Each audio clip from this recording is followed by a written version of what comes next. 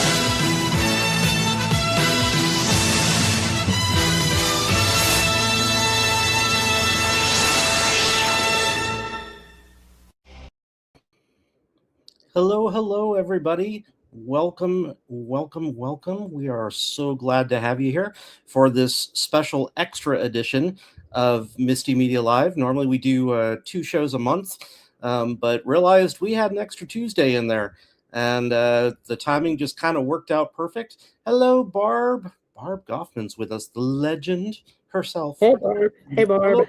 Hello, Barb.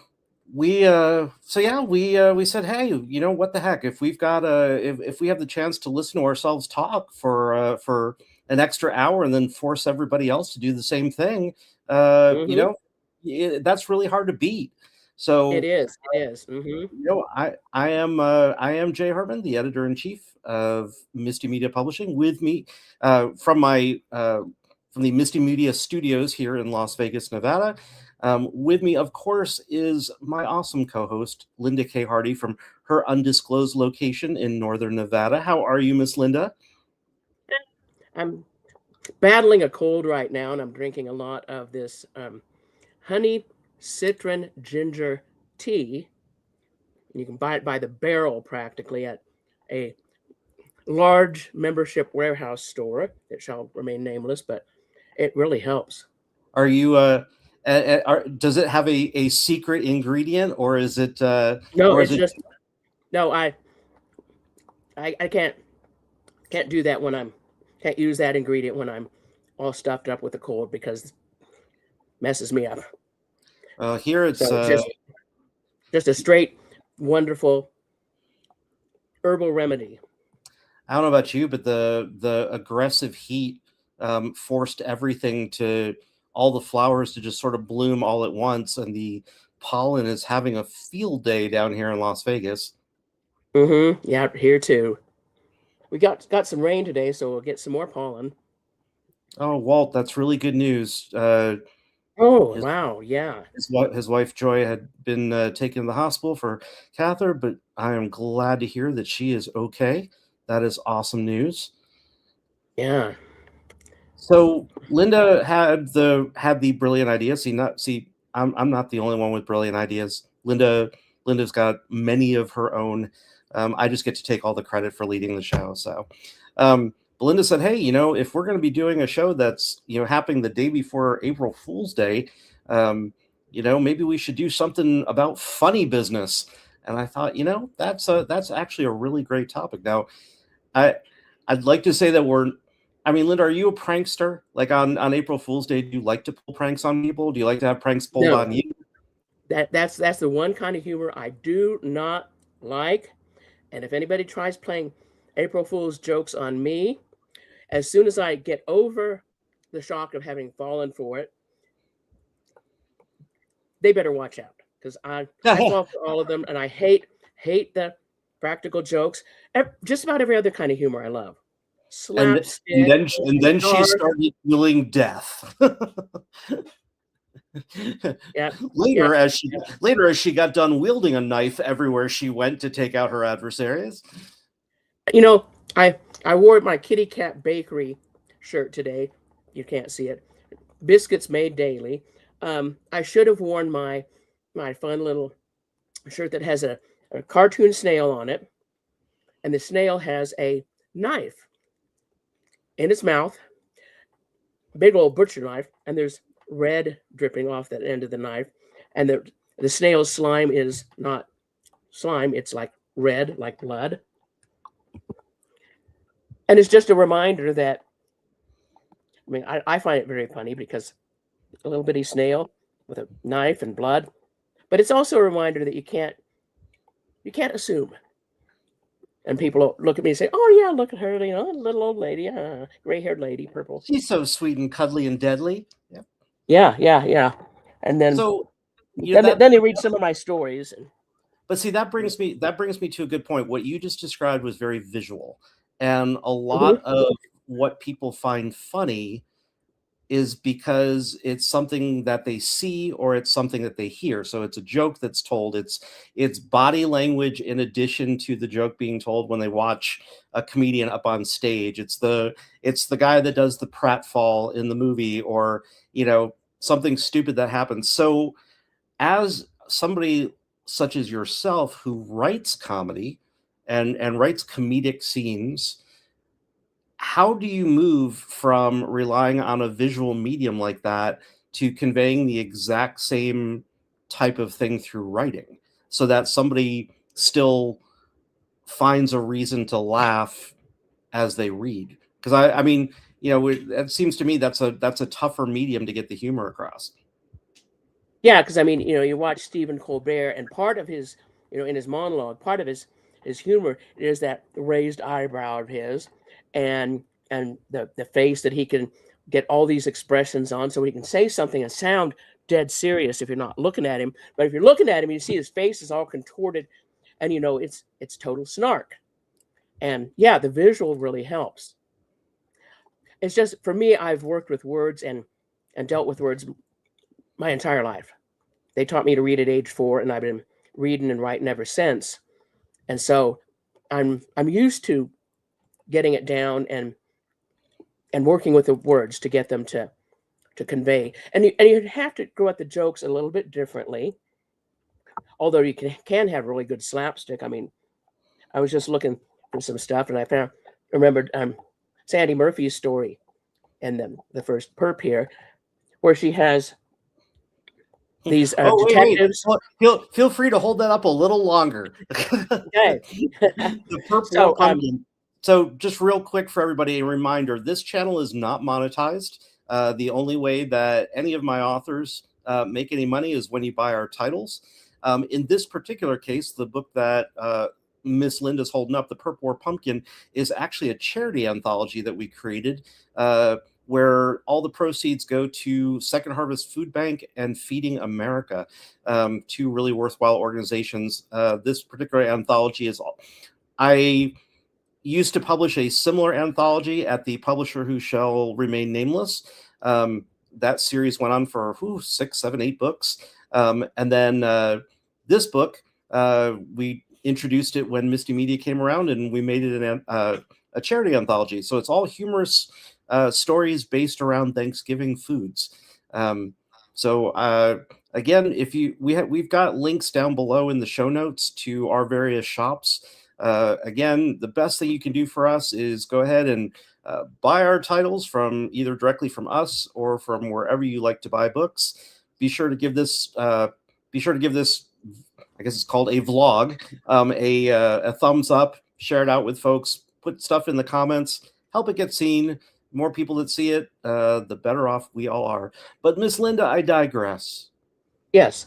The lead story in here is Sandy Murphy's The Thanksgiving Parade.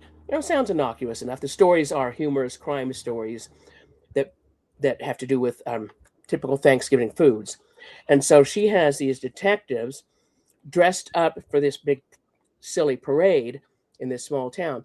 And they're dressed up as Thanksgiving dishes and side dishes. And And so there's a bank robbery going on. Or it doesn't matter because this is slapstick. And so the viewpoint character who is looking for these suspects that are dressed up like turkey and pumpkin. I think I don't remember if the viewpoint character is dressed up as jellied cranberry sauce. I think she's dressed up as jellied cranberry sauce, and her partner is mashed potatoes. Maybe it's been a while since I read the story, so I forget who's who. Anyway, they see them when they're in the parade, and within a couple of minutes, it is a small town after all. I was on the same block as the bank. I could see Ted's Yukon Gold self. That's, the partner's potatoes. On the other side of the street, behind a fence covered in honeysuckle vines. His attempt to blend in was not successful. Within minutes, the missing turkey and pumpkin exited the bank, post-haste, or with as much post and haste as two rounded characters can have. Ted and I followed. We tried to be subtle, but I'm sure our ploy was as successful as their post-haste attempt. Still, the pair was so gleeful about their success at the bank, they never noticed as we trailed along behind. I thought there would be no question of a getaway vehicle. Neither of them could have gotten behind the wheel even of something as large as a Humvee. When they stopped by a Volkswagen Bug, 70s style, painted a bright orange, I knew for sure the guys were not Mensa material. After a few minutes spent in argument and attempts to fit into the car, they continued to walk, or rather waddle, down the street. Ted and I waited for opportunity. A 4-year-old walking with a Mastiff is not a pair you want to be near, since the size and strength are on the dog side. Today, it worked in our favor. The Nelson triplets, aged 5, were accompanied by Oscar, a 250-pound Mastiff, his younger brother, Ralph, who weighed in at 180 pounds, and their baby sister, Gracie, a petite 150 pounds. I never bothered to learn the names of the kids. In my mind, they were Huey, Dewey, and Louie. They were in the middle of a dispute over a caterpillar on the sidewalk. Rescue it or don't. The dogs, ever on the alert for an opportunity to slip away, did so. The kids didn't even notice when leashes left their pudgy, grubby little hands. As I suspected, Pogo, a 6-pound Chihuahua, was the mastermind behind the escape plan. Off leash, he led the charge to chase down the largest turkey he'd ever seen. I swear he barked, "Turkey!" As tempting as it was to sit back and let nature and Pogo take their course, Ted and I trotted along behind at a suitable distance, ready to enjoy what would be the entertainment of the year. And it goes on like that, with all that, the wonderful details and descriptive verbs, good specific verbs, telling us, showing us what's going on there. And one of the things that sort of thing is what movies and TV does so well. But a good writer can capture it and then throw in the snark, like and that's what taste. Yeah, I mean that's what I was getting ready to say was that I'm obviously a huge fan of Sandra Murphy's work, but she's got a way of delivering snark in a way that never feels hateful. Like it's never at the expense of the character. It's never in a way of that belittles the character or makes you not like them or makes you not like the scene. She's got a way of it's not cruel sarcasm that elevates the writing rather than takes it down a notch and makes it gutter, if that makes sense. Hello, Ellen. Good to see you. Regina, so glad to have you here. Ed, also really glad to have you here. Thank you, guys. We appreciate you being here. But yeah, I mean, Sandy Murphy, I first published her going on, Lord, honey, 15, 16 years ago. So, I mean, she's one of the first people I ever published. And, her humor has never missed a tick over the years. And I mean, I've done short story collections, I've done anthologies, and she always shines when she's doing something comedic. And it is that wonderful combination of description and snark without it being mean. That I love the deadpan tone of the viewpoint character in that particular story, because it's just all a detective, So of course, matter of fact, Right. and yet they're throwing in all this snark, and the funny thing is, big descriptions of all the dogs. I never did learn the kids' names, just If perfect. we're Yeah. as a publisher, whenever I put out a call for something and I say that, it needs to be funny. One of the problems we've always had over the years is that people will either give me one of two things. Like if we're asking for a funny mystery anthology, I mean, this is a perfect example. The Purple Pumpkin. I'll get either stories that are really solid on the food part, and then the humor's kind of meh if it's even there, or it'll be sort of over the top humor that rings phony, and then the giving part drops out. It's like this it almost screams like a desperate attempt to be funny rather than actually being funny. Like, And oh, I've got this crime story. Let me just see if I can just spackle some humor on the side of it. Exactly. You get those stories where it's clear they wrote this story for something else. Like, oh, I wrote this for this other submission. Oh, but they're looking for a humorous story. Let me go back and slap some humor on the top of this, like a thin coat of paint, and see if it rings true. And my whole test is always, if you read it and you don't laugh out loud, or you don't at least internally chuckle in your head, you probably haven't, succeeded at getting that point across. Yeah, I was just reminding myself of my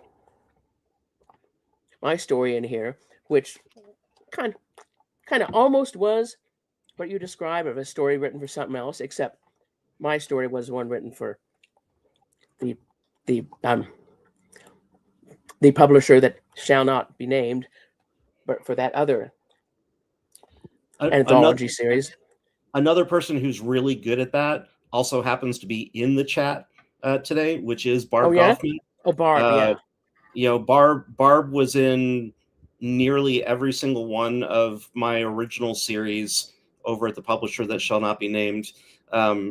We had her back for almost every incarnation of that, and she's another one where she knows the right balance. So it's that balance of being able to give you something funny, but it's nuanced enough that you're not. It doesn't necessarily devolve into slapstick.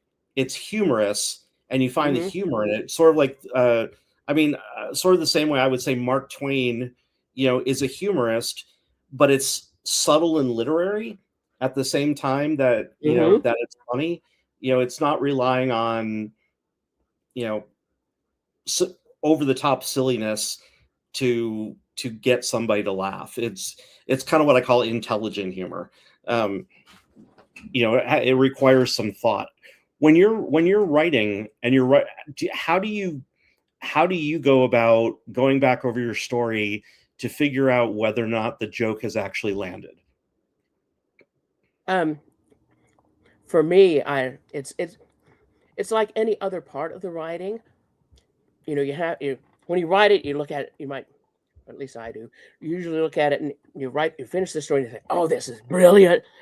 And then you leave it for overnight, or you leave it for a couple days or whatever, and you go back to it, and sometimes you go, yeah, and other times you go, hey, okay, that's a little bit slow and that's a little bit bumpy, but for me, the humor is just one of the elements. Are the sentences good? Are the characters well-rounded, and not just these paper dolls, stick figures? And the humor it's just part of that for me, because I've read humor all my life, and yeah, right behind me I've got a lot of the kids' books that I loved growing up, and so many of them are humor. All the Dr. Seuss books, and there was a book called Artie the Smarty that was my favorite book. A little fish, and he didn't like to do what the other fish were doing. And so when the fish were swimming into school this way, Artie was swimming by himself that way. And it's a funny, hilarious book, and it's got a good message to it too. So, and it depends on what the story is for and what the story needs as to what kind of humor.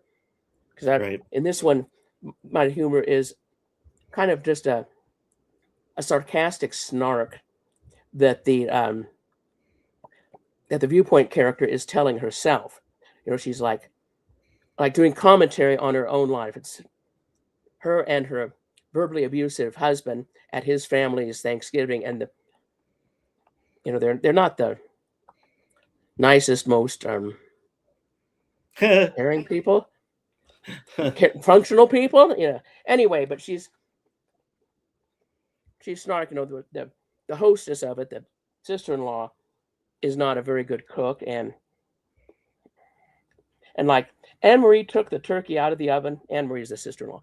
Anne Marie took the turkey out of the oven and put in green bean casserole, made entirely out of canned goods for sure. Sweet potato casserole, canned yams, undrained, plus lots of mini marshmallows, and dressing, probably from a box, in a casserole dish. She handed me 2 cans of jellied cranberry sauce in the can opener, and I opened them from both ends and pushed the jiggly stuff out onto the serving bowls. Here's a couple of loaves of banana bread I made with my goat butter, she said with a big smile. And without walnuts for Jamie. Jamie being the verbally abusive husband. Could you slice the bread for me? Sure. You made the butter too? Anne Marie smiled again. Yes, I did. That's great. I'm a master at making sarcasm sound like sincerity. The banana bread smelled bad, rancid, like the butter had turned. And who knew what kind of germs were in there? Milk from backyard goats could contain salmonella, campylobacter, even E. coli. I washed my hands after handling the bread. And so it's got that kind of running commentary snark. And then I've had some that are more slapstick, and do you find though some that are dark. Do you find though that is snark easy? Like, is that? I mean, it may be easy for you, but do you feel like that is a type of humor that authors naturally fall back on, or is it that audiences gravitate towards that kind of thing? I mean, I think about the types of TV shows that are on the air, and the kinds of movies that are out there. I mean, I can't stand movies like Dumb and Dumber. It does nothing for me. Yeah. Most of Will Ferrell stuff does absolutely nothing for me because I think it's just stupid humor. Like it just, but that's my opinion. It's like, it's humor that doesn't appeal to me. But which is easier? Is it easier to go with over the top slapstick, or is it easier to sink into somebody being snarky? Because really, one is more having to write physical comedy on the page, and the other one is being able to play with vocabulary. So, which is easier for you as a writer? Well, a lot. You start out asking which is easier, and I think a lot of people write snark because, I mean, done well, it's just brilliant. Done poorly, and it's like, eh. But people think it's easy. And this is where you often get that, what you were talking about earlier, the kind of humor where it's putting people down, and it's mean-spirited, and it's not really snark, it's just insult. Right. And right. And there's the line between the insult comedy exactly. and the snark. There's a line between snark and insult. Absolutely. Mm-hmm. And you can get, if you're good, you can just kind of tightrope across that line, and it's just brilliant. Most people aren't. I don't get too far. I try not to get too far into the insult because that's where it can get mean-spirited really fast. But I've had to give that editing note before. By the way, Sandra Murphy has joined us in the chat. Yay! Hey, Sandy. Yours must have been burning. We were talking about you. I've had to give that note before to authors where I get their story and I'm like, I see what you're going for, I understand the humor, but it's just too mean. Mm-hmm. You know, can you tone it down or soften it so that it feels less offensive? Because I would like to think that the average reader is going to be turned off by that. But I'd like to believe the average reader can tell the difference also between Mm-hmm. when it crosses that line and when it's safe. You know, I think about fantasy authors like Terry Pratchett or Piers Anthony.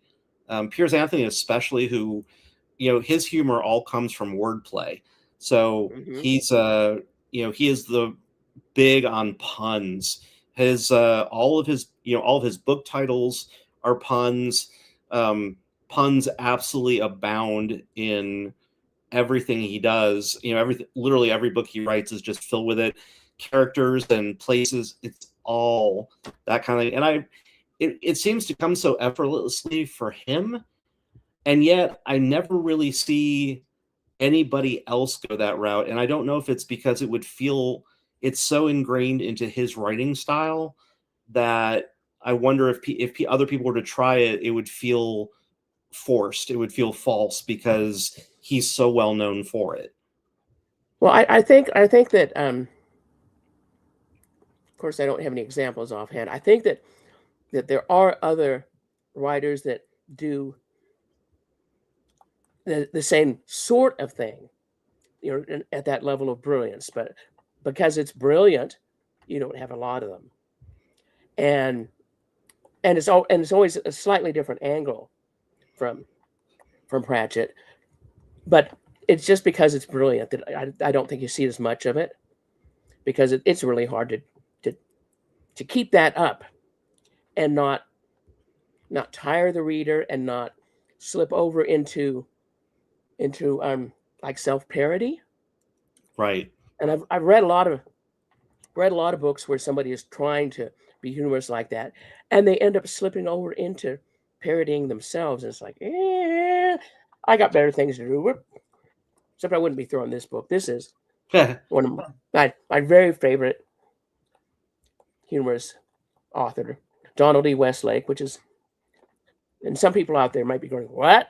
Because they read his, I mean, he did some really I'll admit, dark stuff. you just held that up, and I was like, Donald Westlake, the crime writer. Like I like, humor was not the first thing that I would have thought of when you held that one up.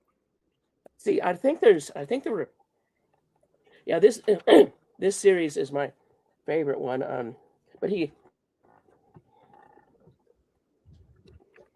can see on here not all of his books, but a lot of his books, and this list is comic crime novels, and this list is the Dortmunder series, which is also comic crime novels about a specific set of characters. But then there's a short story of his that was in a Halloween anthology. I haven't read it in 7 or 8 years. No, more like 11 or 12 years. Anyway, I still get nightmares from this story. It's just so chillingly done. But let me show you a bit of his description. This is where this young guy who's trying to came to New York City to enter a life of crime, and he's trying to get into crime, and he's meeting some other characters. And he's applying for this job, and he wants to meet the person that owns this company, J.C. Taylor. The door opened, and a man monster walked in. Could this be J.C. Taylor? Judson prayed not. It was horrible. It was as though he had fallen asleep in a video game and woken up in a fairy tale, the kind with ogres in it. This fellow absolutely filled the doorway when he entered. His head was like a rocket's nose cone with nasty curled up ears on the sides. His body appeared to be the size and softness of a Hummer, in brown slacks and a green polo shirt, as though he were trying to disguise himself as a golf course. This behemoth looked at Judson without love and said, "What's this supposed to be?" "We're still working on it," the woman said. he came in with a cocked up resume, but a goddamn clever one, and said he wanted a job. And I had no idea. I had no idea he was funny. I love that. I love that golf course line. That's a great line. Mm-hmm. Oh, and here's is this? I don't remember. Anyway, here's another description. And Dortmunder is the mastermind of the burglars, but he has just the worst luck. And so Dortmunder is seeing a man, and yeah, it's a different man. The man, Dortmunder looked to his right, and it was the emerald shirt from the booth with its pterodactyl collar.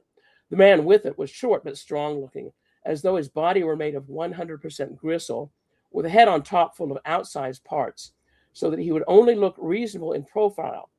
Sideways, he could have been somebody on a Roman coin, but head on, he looked like a hawk that had gone through a windshield. Oh, jeez. I mean, just brilliance. So, one of the times when the last time I read this, I went through and marked some of the best lines, and you can see all the color tabs there. And that's not even all of the good lines. Brilliant writing. So one of the biggest contentious arguments out there is British humor versus American humor. So, I mean, there are people such as Terry Pratchett who have been able to cross over and appeals to a wide variety of readers on both sides of the pond. But there's that feeling that American humor is just in your face. There's nothing subtle about it. It doesn't rely on, it's just there. Whereas, British humor tends to be very dry. And you kind of have to be sort of in the know to get it. But I think that's on a par with, Rue the British accent. It just sounds so intelligent and snooty. But I mean, people that say that, they've never watched Benny Hill or Monty Python. I mean, talk about slapsticking in your face. Benny Hill was awesome back in the day. Yeah. Mm-hmm. I mean, or Mr. Bean. I mean, Rowan Atkinson is it's that physical comedy. Mm-hmm. But I also like what is the stand-up comedian's name? Jimmy Parr, is it?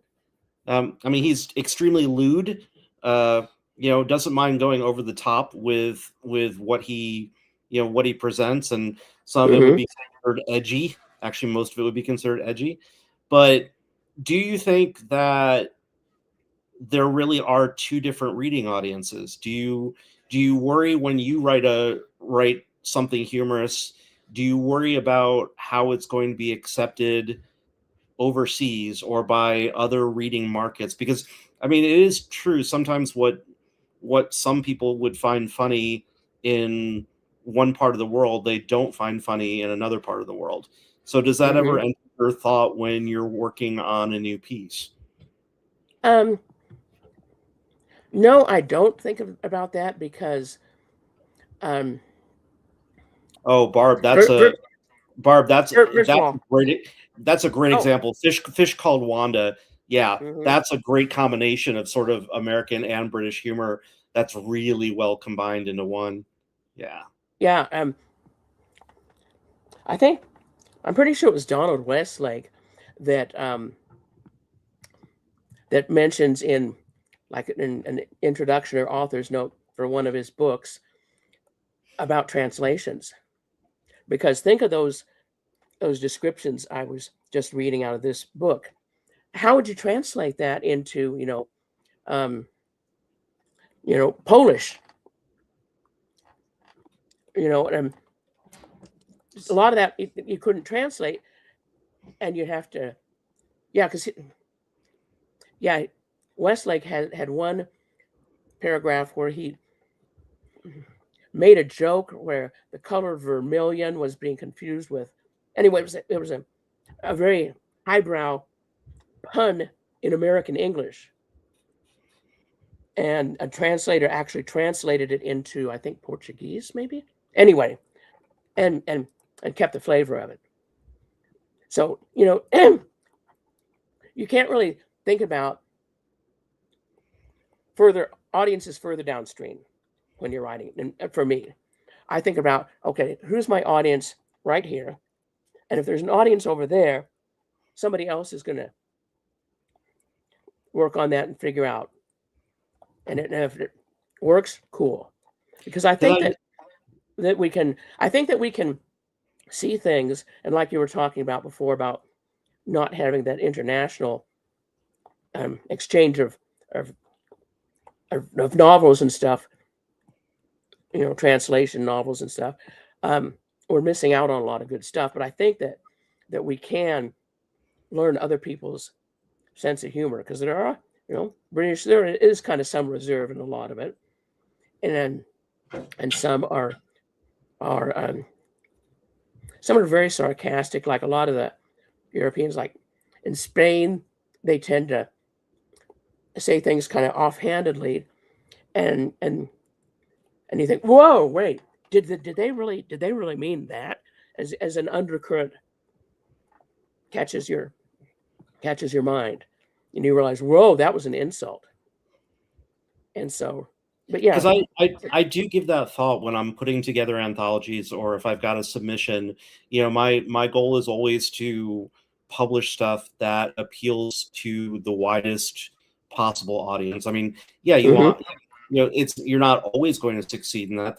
You know, not every book is for everybody, but but you want to appeal to as many people as possible. And you know, when I'm sitting and I'm reading a submission that has humor in it, that's something that really crosses my mind. Is, okay, I get this joke, but do I get this joke because it's a really American kind of joke?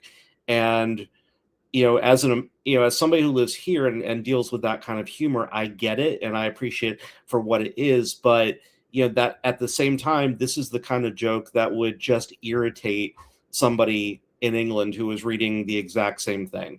And do I, you know, are we gonna take that risk of alienating an audience over the joke, or do we stay true to the author's vision of what they have for the character? I mean, you know, 99% of the time I come down on the side of the author, because the author's going to be a product of who they are and where they are and what their experiences are. And so you've got to stay true to that voice that they're putting down on paper. You know, it's always important to embrace that. But you know, I think about people like Marilyn Todd, who you know, is a historical crime writer. Her prostitute sleuth is in ancient Rome, and it's, you know, it's funny because Marilyn makes her home in France, and I don't, you know, she's here in the U.S. quite a bit, but there's an interesting crossover with her work where the humor sort of feels both American and European at the same time, probably because, you know, she is trying to capture that Roman, you know, that Roman feel to it. But that whole series strikes a really nice balance of humor, because to me it's just like, okay, these jokes would be picked up by anybody on either side, and nobody would say, oh, that was too highbrow, or oh, that's just you know, being goofy and you know, slapstick. Well, and I think part of what you're alluding to here is something that I was going to bring up on this theme, because I mean, think of Oscar Wilde and Virginia Woolf and Dorothy Parker, you know, all these olden days people, when, you know, the men wore hats and the women wore hats with like an entire taxidermied bird on their head, and there was an utter seriousness. But you know, everybody was just so, you know, highbrow, and the humor was too. And nowadays, a lot of the American humor is just, you know, down in the mud, but not all of it. And so for me, if my characters and the situation and the story need to be down in the mud, I'm down in the mud. I'm down there with the pigs, and but if it doesn't need to be, or even when it's down the mud, I'm going to have some humor up here that might go over some people, like snarky puns that you have to really understand the secondary meanings of words to really get the pun. Right. And that's okay, because I laugh at it and it doesn't hurt the story being there. But I think it's the balance of what the story and the characters need. And it's somebody that just does the. Take care, Ellen. Thank you so much for stopping by. We appreciate it. I think somebody that just does the kind of crasser, lowest common denominator American kind of humor. If that's all they do, they're not going to translate as well to the other cultures.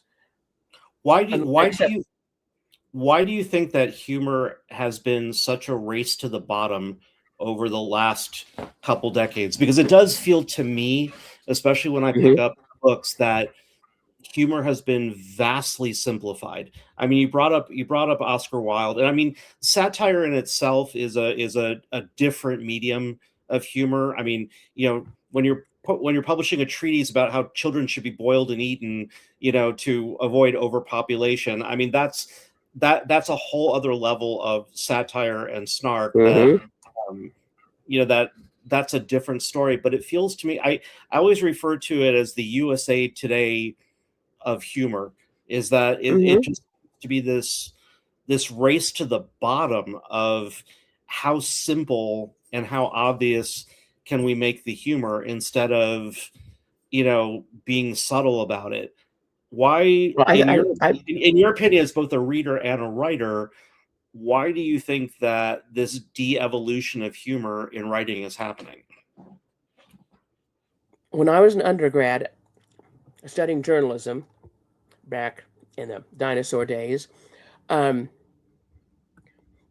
of the things I learned is that at that time, the New York Times was written at a 12th grade level, like somebody that graduated from high school level, a little bit knowledgeable.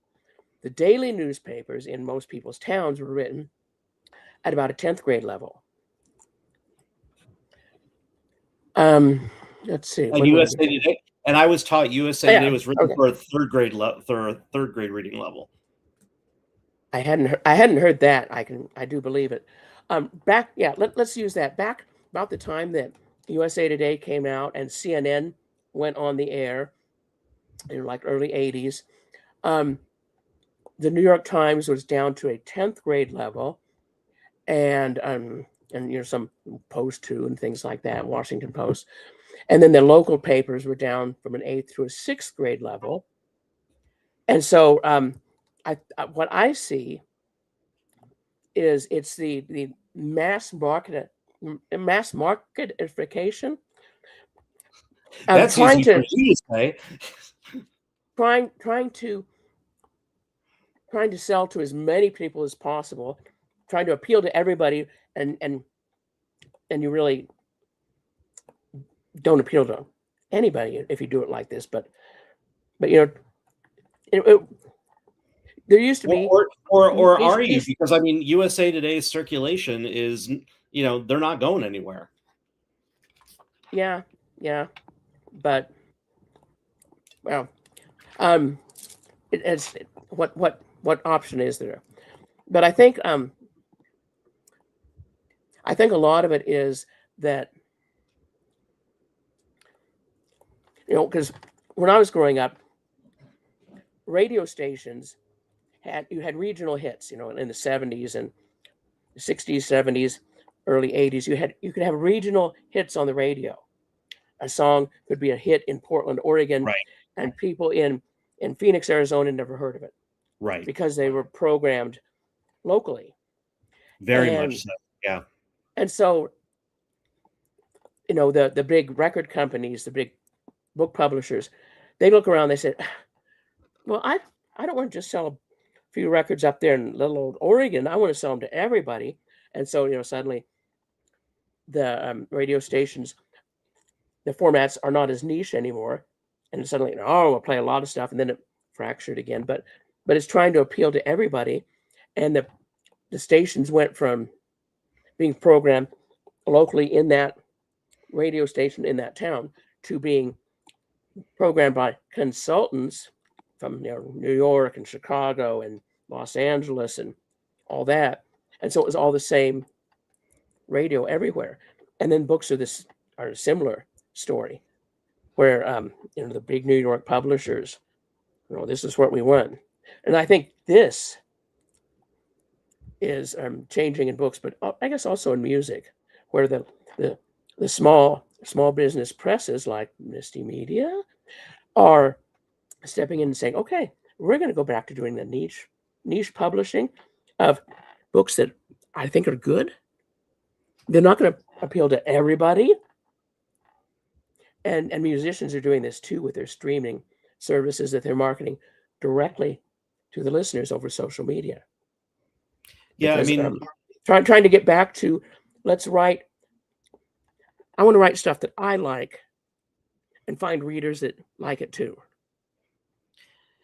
yeah, I mean, I guess I think there's a lot of truth to that. I mean, the indie presses that I follow, and not just what we do, but the independent presses that I like are those people that are trying to recover some of that lost voice in publishing. That there was a certain quality level that I remember when I got into the book business, going on 30 years ago now at this point, but that I just feel like has devolved over the years. And it's like, I don't want to see, we got into a discussion on the morning show the other day about, we had gotten on talking about crochet and how stuff like crochet was starting to disappear because there weren't enough people of the current generations that are picking up the needles and learning how to do it.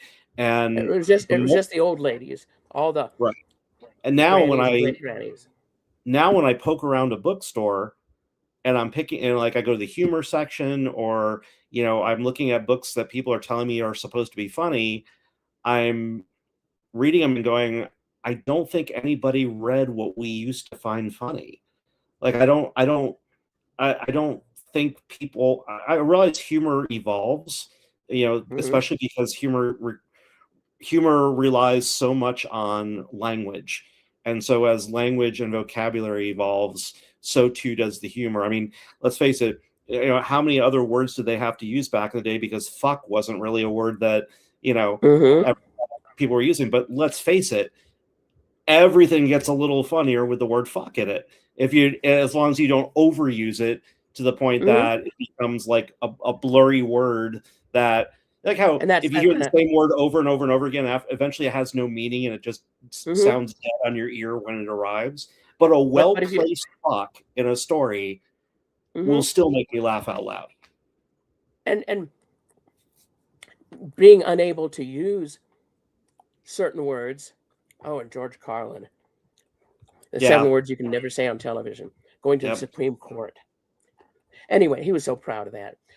Anyway, if you look at old shows like MASH, you got Colonel Potter who would say horse feathers or bull cookies as expletives because you couldn't say it. You couldn't say bullshit on the air. And so there was a lot of creativity in trying to get across, hey, we want to say fuck, but we can't. Right. And that added a little extra to the humor. Although when it loosened and you can throw in one of those now and then it's really funny, even funnier. But exactly. But the creativity of being able of having that to work around and that wink and a nod. Again, because I think it's part of that evolution of language. I think it's that, if you've got the right word in the current lexicon that works, that people understand the humorous influence of the word, then that, when it's being used for humor purposes, I think people understand the value of that word. That's why I'm saying, like, when it's a well-placed fuck, it's not, you're not seeing it on every other page. They're not talking like they just crawled out of a sewer, in New York City. You know, Mm-hmm. it's especially hilarious. I mean, why do we love videos where some kid, some little little 2-year-old suddenly drops an F-bomb, right? Because it's Uh-huh. unexpected and it's coming from a source we wouldn't normally expect. I love it when I'm reading a book and I've got a character that I'm following in that story who I believe is straight and narrow, or you expect to be one thing and then all of a sudden they pop out some language that you're like, wow, that's or the character that finally gets so frustrated that they've always held themselves together and now they finally let loose with some sort of expletive laden tirade, and you're like, wow, that's one of the most entertaining things I've ever read because of the unexpected nature And of what's happening with that character. and you can use that as an author. You can use that for the tension, because this character that watches their words so carefully suddenly lets loose, and it's like, oh wow, that was really bad. They're really in danger now. That sort of thing. I did that once because I never swore, never swore, never swore. And when I worked in radio, you can't on the air. But Yeah, that's true. but Yeah. I that's where I learned to swear, because you turn the microphone off and everything. That I didn't want to swear, but if you're going to tell me I can't, well, fuck you. So, Right. and there's one time when I was working at a million years ago, working at a McDonald's, and I was always the little straight laced one. And this one young kid was opening up, I think it was a cappuccino drink to put into the machine. And anyway, instead of just popping off the cap and then putting it in so that the thing inside will poke the hole in and the juice would run out, he popped off the whole thing, and cappuccino drink is just spraying everywhere. Uh, And he's standing there watching it, didn't try to put his hand over it. He's just watching this fountain. And I went, fuck. And I heard a spatula drop over in the grill area.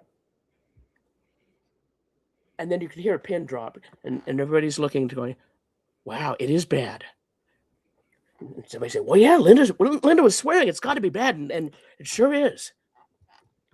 So, yeah, it's yeah. Now, see, to not me, only. but see, to me, visually, there's so many funny things happening in that one. Like on the written page, the fact that he's standing there doing nothing is hilarious to me. Like, just so awestruck over the disaster that you just don't even know what to do. Like, I find that hilarious. I find it hilarious that the person that wouldn't normally drop an F-bomb does. And when that's what comes after a period of silence, like when you finally break that silence, it's not a silence of okay, gang, well, let's go ahead and get this all cleaned up. It's something strong from a vocabulary standpoint that breaks the tension, that gets everybody into the giggles, right? Like, you have all that tension that's been built up in the scene of, this is what's happening and the cappuccino flying and all that. And then that's a pressure cooker. How do you release the tension? Well, you could either release the tension very simply. Okay, well, now we've got a mess to clean up. And that just sort of deflates like a balloon. Like that just, it deflates the tension, but nowhere you want to pop that balloon. You want somebody to feel that change. And I think the only, if in that moment, the only way to pop that balloon is that dead silence followed by one F-bomb in the right tone of voice, like an incredulous F-bomb, you've just put humor on a page. You've just done it in a way that you didn't have to go over the top with anything. It was so simple and so subtle, but communicated so well. And I learned that type of storytelling from my dad, because I think he might have invented dad jokes, because that's the kind of jokes he always told, with the ones that are now called dad jokes. But also when he was telling, family anecdotes, he would exaggerate, and he would, like in the case of this cappuccino thing, maybe in real life it didn't happen quite that way. Maybe it's like, okay, let's all clean this up. But you think later, oh wow, what if I'd said, except in the cappuccino one, that actually happened with me swearing like that. But my dad would massage the facts a little bit to make it more humorous. We'd all be going, oh, as we're the butt of the joke, Right. good naturedly. And he used to say, never let the facts get in the way of a good story. I love when you use that line. You've said that to me before, and I just think I think that's such a great line. So Linda, we're coming up on it's actually stolen from Mark Twain. He said it first. And my dad, and actually I don't think my dad ever said it, which then makes it perfect because I'm putting those words in his mouth like he was putting words in my mouth. So, it makes it truer. So we're gonna need to wrap up here real quick. Tell the folks what you're working on right now. What I'm working on right now. I'm working on a super silly. My big writing project is a super silly cozy crime novella. And since I like cozy, I can't get graphic like I do in some stories, horror stories, and some of the things.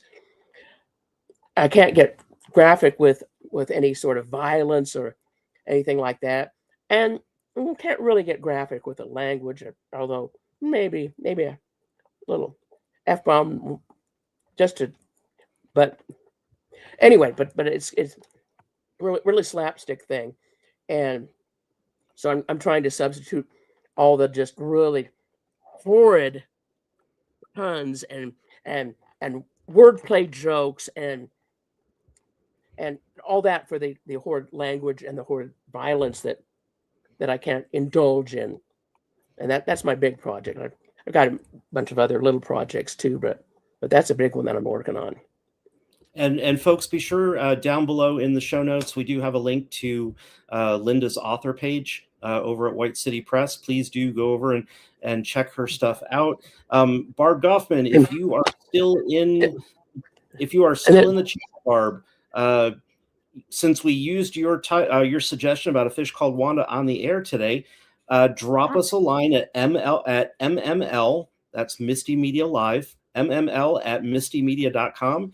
You have gotten yourself a free ebook from our catalog. Pick any title you'd like from any of our websites, and we'll get that off to you. Anytime folks participate in the chat, give us titles. We always try to reward them for helping out and being a part of the conversation. So drop us a line again, MML@mistimedia.com, and tell us which ebook from our catalog you'd like. By all means, also email us for any suggestions you folks would have for the show, things you'd like to see us talk about. We're always loving the input. And again, if we end up using your topic for the show, you'll get a free ebook as well, because hey, that's how we operate. I am continuing to be the guest host on the morning show with Johnny and Mark, although of course I am subbing for Mark. But do join us over there. I'm on with them Monday through Wednesday. Linda and I we should be back next Tuesday again. Tuesday, right? With a really fantastic, we'll be an hour earlier next week. So instead of 5 p.m. Pacific and 8 p.m. Eastern, next week we're going to be on at 4 p.m. Pacific and 7 p.m. Pacific. Yeah, Barb, it's MML, so Misti Media Live, MML@mistimedia.com. But we're going to be on an hour early because we're going to be doing a live chat with Jan Katush, who is one of our authors from the Czech Republic. And he has been kind enough to stay up really, really late his time to be on the air with us. We're going to be talking about his work, as well as what it's like writing in one language and then being translated into English and trying to break into the English language market. And we're going to ask him about humor too. Yeah, he's definitely got. He's a sci-fi writer, but he's definitely got his humor in there. Really talented guy, award winner. It'll be really, really good to have him. So we're looking at that. That will be next Tuesday again, 1 hour earlier than our normally scheduled time. So it'll be 4 p.m. Pacific, 7 p.m. Eastern. If you live somewhere in the middle, I don't do math, folks. You got to figure out what time it is, what time it's going to be in your own area. Do not ask. There's a reason why my degree is in literature and it's not in mathematics. And at my age, I don't have to learn it, and I owe nobody nothing. So we do hope you'll join us for that as well. Then Lynn and I will have a week off, and we'll be back with yet another fun topic because I can't stand not being around Linda. It's always a good time. Linda, thank you so much for being here, my love. Take care of yourself. I hope you feel better.